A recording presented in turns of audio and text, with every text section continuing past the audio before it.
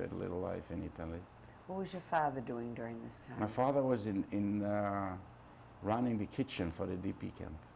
What was life like at the camp when you lived there? Camp was okay. It was much better than before. They had food, you had clothes, you know, and a lot of people wanted to work. You could go out in town and work and do whatever. It was a transition place, but you knew that you already were thinking about the future. Your mind from the past, your mind cleared, and you saw there's a life ahead. And we were thinking about our future, go to America, planning and things like this. So, did you and your father ever talk about the experiences that you each had during the years you were separated? Very little. Very little.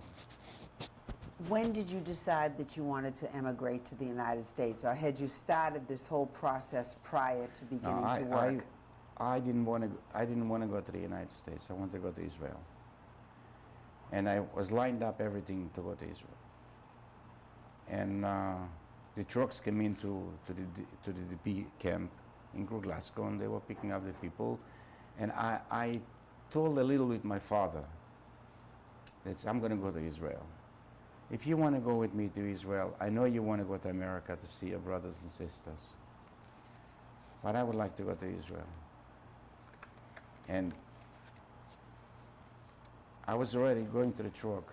He was start crying. You can't leave me, he said. And we're going to go to America. You'll go. I didn't start making papers for America, nothing. I said, that, you know,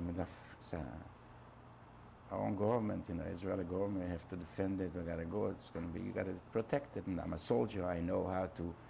And in this camp, I met a captain who was with me in the army, in the Russian army, and he was the chief of the police in New Freiman before.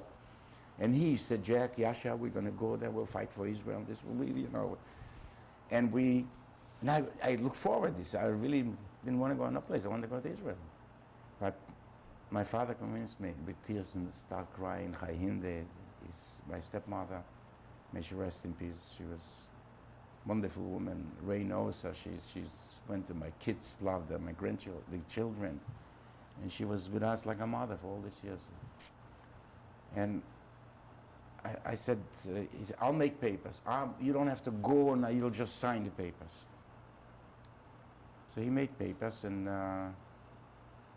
it was, the Israel was supposed to go in 48. A year later, we emigrated to America. Now, during this period of time, did you try to find out what happened to any members of your family that you had no awareness of? I tried everything. We tried everything. Who were you trying to locate? To people, you know, who survived, and were, you know, there was all kind of different group which escaped, and we stayed in contact. And like she told me, Hashke told me, my father's alive. But I knew my three sisters and my mother, and the other sister were killed. This I knew, and all of my uncles and cousins were rounded up, except Itzel and his brother.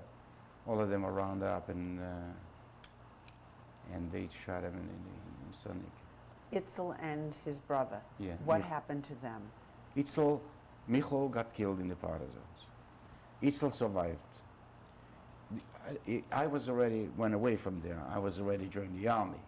Itzel did not join the army because he was a commander in the partisans. They gave him a job in charge of the railroads in Rovne, a town, Rovne. And he was in charge of all the railroads. People who were in charge in the partisans, they gave him better jobs. And later I found out that he saved so many people from going in the army, and Hashke tells me all this stuff. He was so nice to everybody. Any Jew, you know, it was called, nobody wanted to go to the war now and get killed. They wanted to survive. And it's called, a Russian word, it's called brun. If you get brun, you work behind the lines. And he had the power to give this brun out. So everybody who came to Sonika, he saved them and stayed there.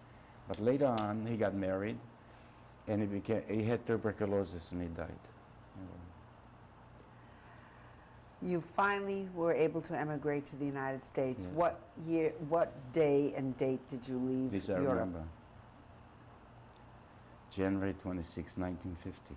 And how did you come to the United States? I came from Italy by boat, What boat did you travel General on? McRae, How long a trip was it? maybe 15 days. And you and your father and your No, father's my wife? father came before me. He did. He came like a month before me because my visa was not ready, so he came here already And where did your boat dock when it came to the in United New York, States? yeah, in New York. What were your feelings when you came close to the United States shores? It was my cousin, may she rest in Helen. She came to the boat.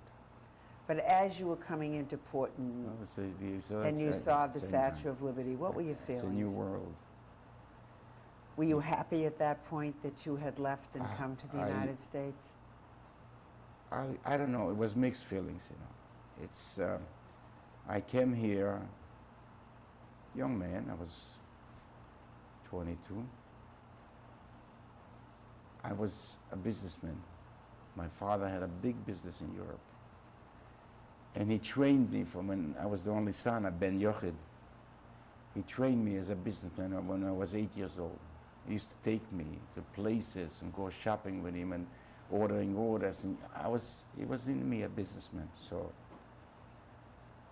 when I came here and this cousin took me around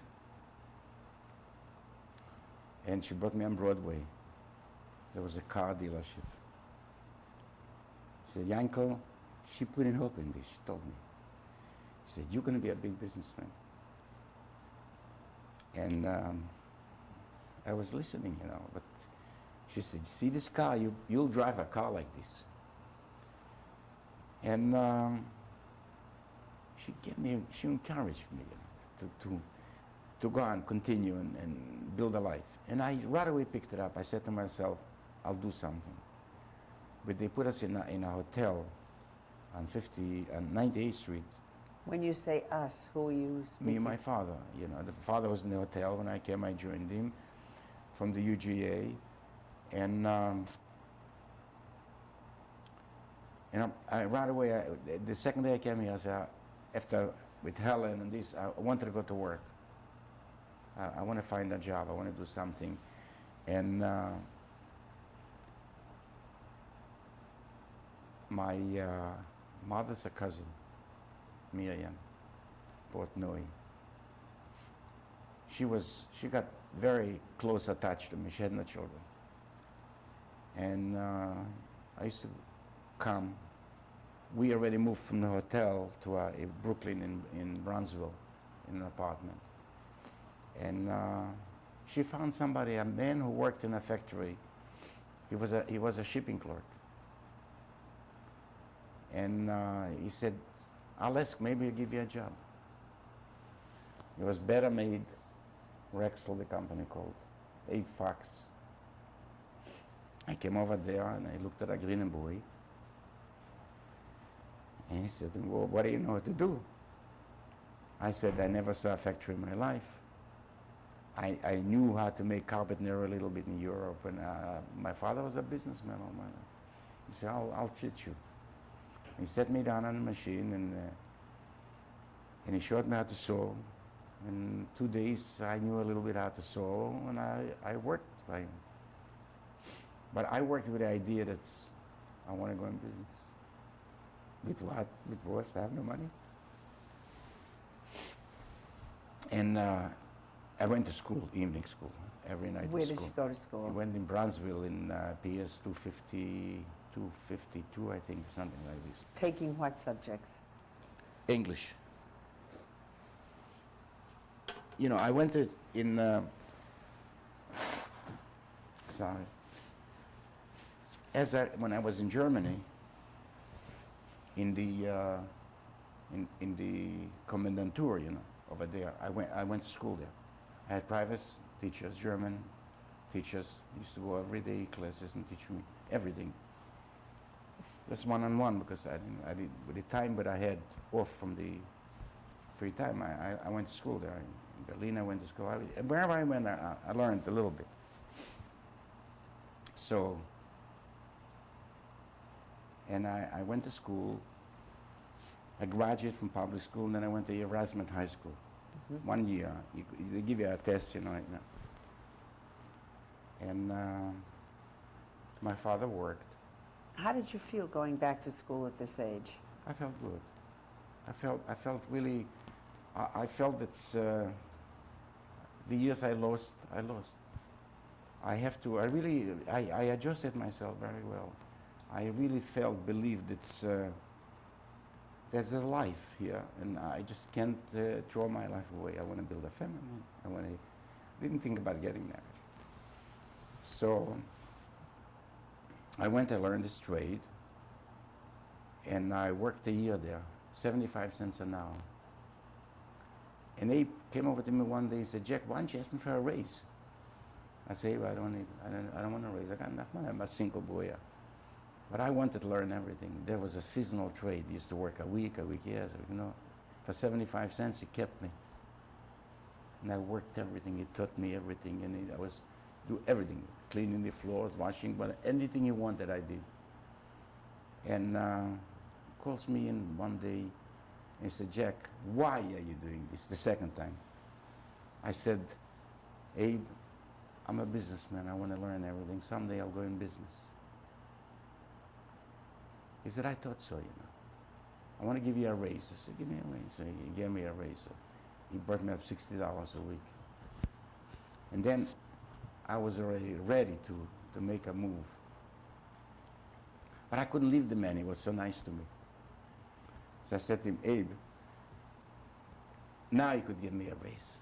He said, "How much?" "I'll give you $10. I said, "No, I want $120. He said, "Why? 60, you make 120. I wanted him to fire me, you know. I wanted to get out of there. Anyway, he gave me the money. And then I went on the market, started making friends and things like this. And there was a reason I left the place, because of his brother. He gave me something. I was cutting my hand, bleeding, and he said, "You got a big raise, do it." So I left, and I went in to look for a job to the union. And they sent me to a place for a job, and another man they sent for me, Richard Kalbas. And we went out for lunch with this Richard, first day. And he tells me he worked for his father-in-law in the same business for 16 years. And he's still making $60. Father-in-law promised him, give him the business and that. And he left his father-in-law, he took the job. I tell him, you know, it's a dream. I said, "Richie, I have intentions of going in business." So how are you going in business? You have money? I said, let me just back it up a little. In Erasmus Hall, in the school, I was in the evening, we used to go in the evening to school. And that's where I met my wife. And I want to bring this in. She lived in Williamsburg. And what was your wife's name? Regina. Regina. And what was her maiden name? Schwartz. Yeah. What business, tell me, Jack, did you eventually go into? And I just want to make sure that this about my wife. And she was with a girlfriend. She said, "Who is this boy over there?" He said, "He doesn't look at nobody. He just learns and learns and learns." And when I spotted her, I saw her. When we were walking out, she was walking down the steps. I took my notebook and I tore it out, make my head on the head. And she looked back. And this was the best time in my life. I met a good friend, and which we built a life together. And when did you get married? A year later, we lost each other. Then we came to Bay 5 in Brighton Beach, and she was there, and I went over to her. I said, I lost your address. I couldn't find you, and she didn't want to talk to me. But we got together, and we got married in 1951. And what business did you eventually go I into? was already in business. What were you doing? The business I was doing was a place I learned how to make trimming for the garments industry, you know, pleating, embroidery, stitching, all the stuff. And did you remain in that business? Yeah, I met this guy, Richie, for lunch, and in 3 days, he took me to his father-in-law. And I showed me the business, but he said, I have no money. He said, I got a lot of money. I had $1,000 I received, and I came out to Ray, and I said, Rivkele, I met a man, I want to go in business. We have the $1,000, I want to take the money. She said, take it, Gesundheit. And if you make it, it'll be good. And if you lose it, nobody will know. That's how we went into business with Richie. But Now, how many children did you have? we have 3 children. And what are their names? Ronald Krinick, Howard Krinick, and Linda. And Linda how old Kim. are they? Ron is going to be 44. And what does he do? Ron, we're very proud of our children. Ron is a orthopedic surgeon, very famous orthopedic surgeon. And he went to NYU Medical School. We went together with him. And your second son? Second name is Howard, and he's a dentist. And my daughter married a wonderful man, Roger Cohn, which he's worked for me. And I built a very successful business. From started out, you know, and in business, it's a story. My partner got sick, the first one, and after a year and a half, he died. I didn't know he had cancer when we were in the business. And your son-in-law took over your business for Son you? was with me in the business. He met my daughter. They went to yeshiva in Flatbush Yeshiva, and he was there too. And they met my daughter there, and he was going to Baruch College. And when he was going out with my daughter, I gave him a job to work for me, and he worked for me. Then they got married, and he's like a son to me, wonderful. And do you have grandchildren? We have 9 grandchildren, with 8 girls and 1 boy. And what are their names? The oldest is Nicole, Daniela, and Samantha. This is for my dentist son, and for my oldest son, Ronald. We have 1 grandson, Noah, which is named after my father, Moshe. Just had a bar mitzvah, I explained in Israel. And he's got 2 girls, one Alex and one Jenny, the most delicious thing in the world. And my daughter, I always have to say I have a daughter and 2 sons, because she felt like she's the youngest. She has 3 beautiful children, Dalia, Jamie, and Liza. Liza this is my tranquilizer. Before we end the tape, Jack, Yes. looking back on your experiences during the war, is there anything that you would like to add that we did not cover in the interview? There's one experience which, when we were in the forest, what I told you that they shot my uncle, they took us in this. They took me and my father to the police department. We were riding on a train, and a terrible experience. And they were spitting at us. They were crying. And anyway, they brought us into this police department. And the chief of the police from the crime walks past by and says to my father, "You don't know me, I know you." Like this. And it was Friday night, I remember like this, tomorrow, and they're going to hang us. They said we are Russian spies, and we're going to be hanged in the middle of the town tomorrow. and they put us in jail. In the middle of the night, my father is waking me up, said, Yankel, stay up.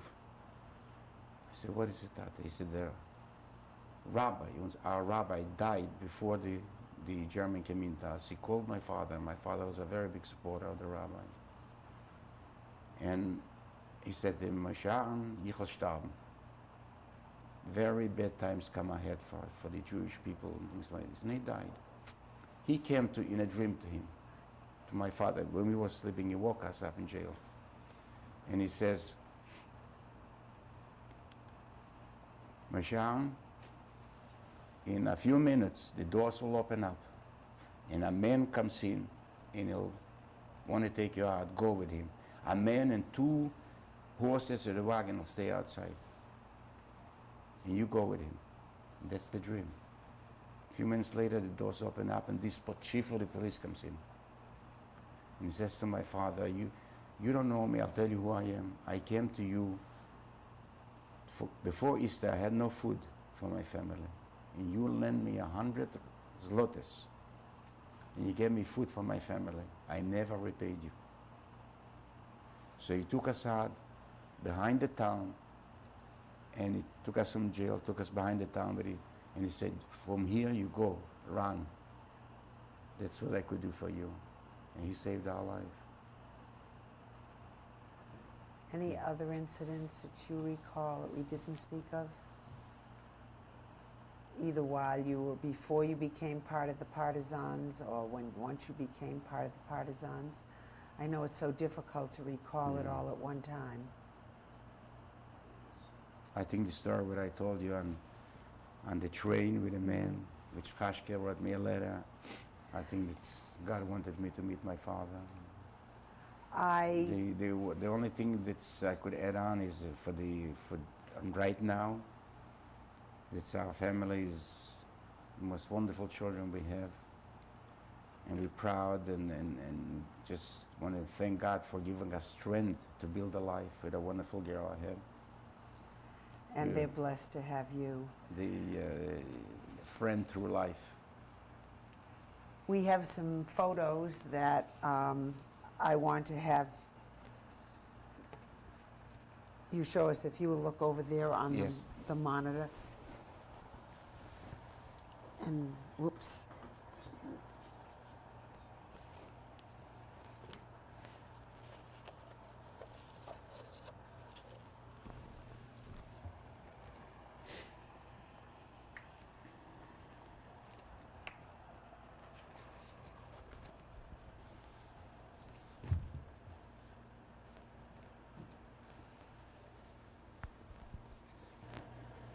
If you could tell me as I point to these people who they are. This is my youngest sister, Malke. This is my mother sitting down. And this is your mother. This is my mother, and this is my sister, the one, Chayehenie. And who is this? That's me. And That's my father. Mm-hmm. And this is my older sister, Sore. And this is my younger sister, Michle.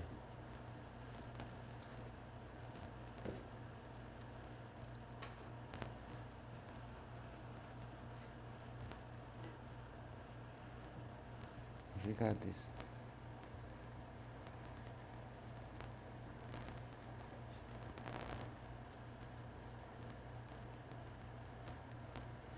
This picture is taken in Italy when in the Glasgow camp. It's not in the camp, but in Italy. Yeah.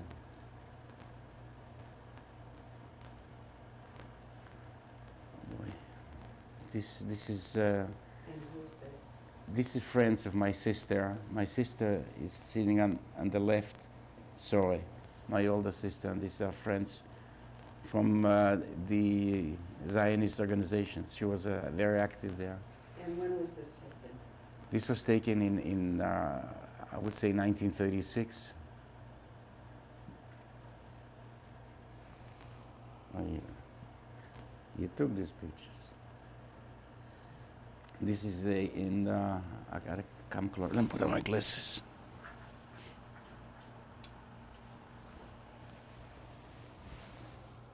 This is in the Russian army. I'm in the center. In the center. Right. That's me. And this is all the soldiers in the Russian army. And this is Kapitan Yakunin, the one on the left, all the way. Over here. Yeah. This is the one who was in charge of the Richtenberg town.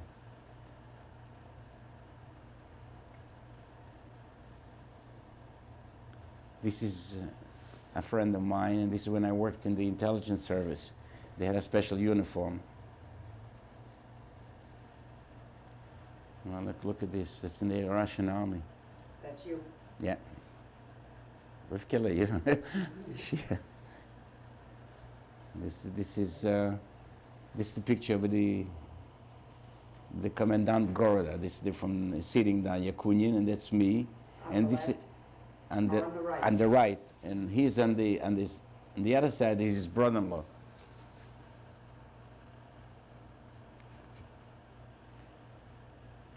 That's me on a motorcycle. I used to like motorcycles years ago. Same way. You know. And about what year were these taken? These were in 46, India, 46, 47, or here. This is the Alps, crossing the Alps. That's how I was dressed. And this is a friend of mine we were together.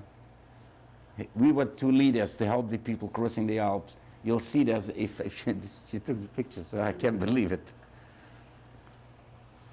Here, you see this? They walking, see, and we in front with a rope. You see it? Mm-hmm. And we're pulling up each other. That's how we're crossing the Alps.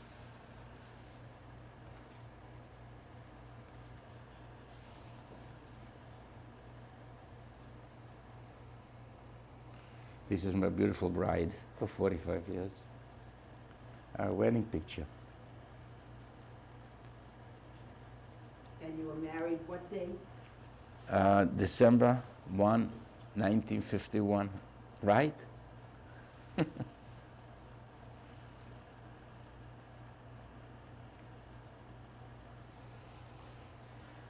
Unfortunately, this is the grave where the whole shtetl is buried in Krinick. And you went back when? I didn't go back there. There's one of my friends went there, and he took this recently.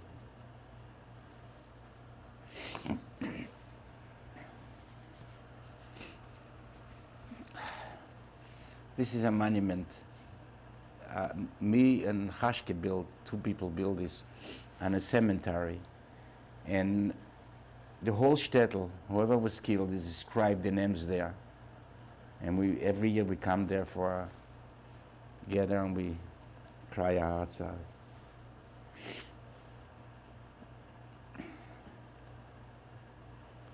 This is the unveiling of the monument, and this is my son, Ronald, and this is his son Noah, the one who was bar mitzvah.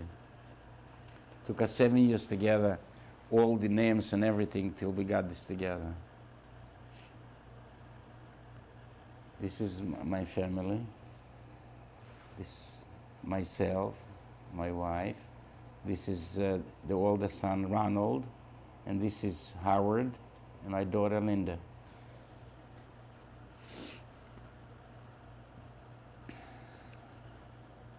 Oh, this is our grandchildren. This is Nicole, the oldest one, and this is Jamie, and this is Linda, our beautiful daughter, and her daughter, Dalia, and this is Raja, my son-in-law. Very proud of him. This is in Israel. See, this is the Chazan, what I told you, the Yad Vashem, the one who made the Mole Rachamim. And this is our tour guide, Moshe.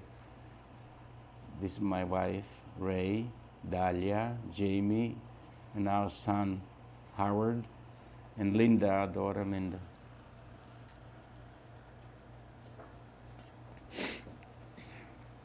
This is the bar mitzvah and the Masada. We did everything else. Your grandson. Grandson's bar mitzvah.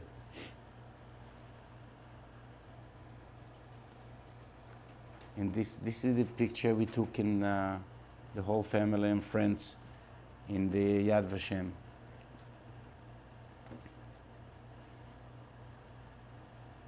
This is another picture on the Masada.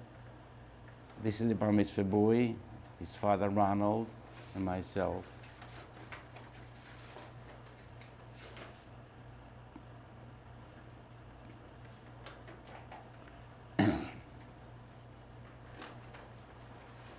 Yeah, upside down, yeah.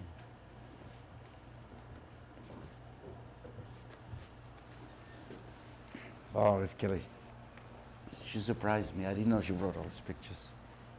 Jack, I want to thank you so much When- for coming and allowing us to interview you. Thank you. It certainly was a privilege to hear of your experiences. Thank you. What I want to ask, can I? Yes. Ray, what did you say? She, Liz? Oh, yeah. This has been... I just want to add on that's our daughter Liz, Ron's wife. I'm very proud of her. I'm very close, and we enjoy a very good relation. We have a good life, and all the children, the whole family is like one, and we carry over the things that I told you in Europe. That's we used to meet in each other's house, come and enjoy it. We do the same thing.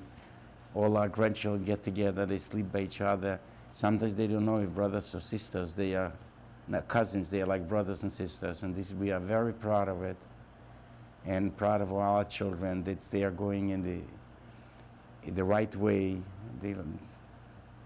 My wife, myself, did a lot of tzedakah for Jewish causes and everything. We were honored, I told you 9 times.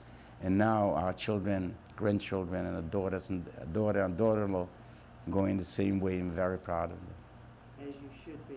It certainly is a tribute to the both of you, the example you have set. I really for them. appreciate. Thank you for interviewing us. Thank you so much, Jack. And This has been Bernice Weiner interviewing Jack Krinick about his experiences as a survivor of the Nazi Holocaust. This interview will be included as a valuable contribution to the Oral History Library of the Holocaust Documentation and Education Center, Incorporated. thank you so much. Thanks a lot. Thank you. That was wonderful.